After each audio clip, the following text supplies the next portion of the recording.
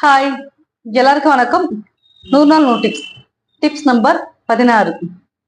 Tips number 14 என்ன பார்க்க போறோம்னா, செட் கட்டுக்கும் கிராஸ் கட்டுக்கும் உள்ள டிஃப்ரெண்ட் தான் பார்க்க போறோம். செட் கட்டுக்கும் கிராஸ் கட்டுக்கும் என்ன டிஃப்ரெண்ட், எதனால நிறைய பெண்கள் வந்து ஸ்ட்ரெயிட் கட் தவிர்த்து கிராஸ் கட்ட விரும்புறாங்க, அதான் பார்க்க போறோம்.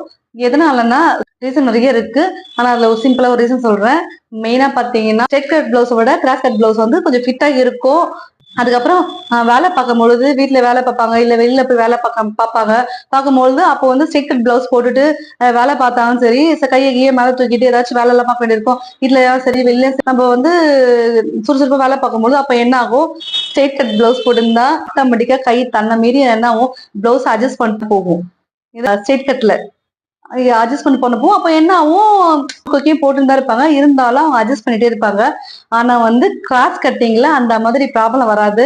ஏன்னா கிராஸ் கட்டிங் போட்டுட்டு நீங்க என்ன வேலை பார்த்தாலும் சரி, கையை தூக்கினாலும் சரி, வீட்டுல வேலை பார்த்தாலும் சரி, அதுக்கப்புறம் வந்து நீங்க டான்ஸ் ஆனாலும் சரி, எந்த பிரச்சனை இருக்காது. நம்ம எப்படி பிளவுஸ் போடுறோமோ அதே மாதிரி சேம் இருக்கும், ஃபிட்டா இருக்கும்.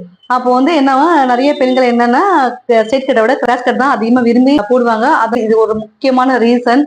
ஸ்ட்ரெயிட் கட்டுக்கும் கிராஸ் கட்டுக்கும் இன்னும் நிறைய டிஃபரெண்ட்லாம் இருக்கு. நெக்ஸ்ட் ஒவ்வொரு வீடியோல சொல்லிடுறேன். ஏன்னா மொத்தமா சேர்த்து ஒரே வீடியோல சொல்லிட்டேன்னா நிறைய பேருக்கு வந்து கத்துக்கிறவங்களுக்கு புதுசா கத்துக்கிறவங்களுக்கு புதுசா தெரிஞ்சுக்கணும் இந்த விஷயத்தெல்லாம் தெரிஞ்சு சொல்றது. அப்போ வந்து பதியாது மனசுல. என்னவோ அப்பப்போ ஒண்ணுன்னு கேட்கும் போது கொஞ்சம் ஈஸியா பதியும். இதான் ரீசன் ஒண்ணுனா சொல்றதுக்கு, வேற ஒண்ணும் இல்ல. ஓகே, இந்த வீடியோஸ் பிடிச்சிருந்தா மறக்காம நம்ம சேனல் சப்ஸ்கிரைப் பண்ணுங்க, லைக் பண்ணுங்க. புதுசா டெய்லரிங் கிளாஸ் போறவங்க, டெய்லரிங் கத்து முடிச்சுட்டு வீட்டுல இருக்காங்க, ஆனா சரியா அரைகுறையா தைக்கிறாங்க, சரியா வரல, அவங்களுக்கு ஷேப்போட சைஸ்ல என்னென்ன வைக்கணும், எப்படி வைக்கணும் தெரியல, அவங்களுக்கு தைச்சு அவங்களே அவங்களுக்கு ஆல்டர் பண்ணி போடுறாங்க. அவங்க ஷேப் சைஸோட அளவு தெரியாம ஏதோ அட்ஜஸ்ட் பண்ணி தைச்சு போட்டு ஷேப் நல்லா இல்லையே, எப்படி தைக்கிறது ஏது தைக்கிறது தெரியாம திணறிட்டு இருக்கவங்களுக்கு கண்டிப்பா இந்த வீடியோ யூஸ் ஆகும். மறக்காம நம்ம டிப்ஸை கண்டினியூஸா ரெகுலரா ஃபாலோ பண்ணுங்க.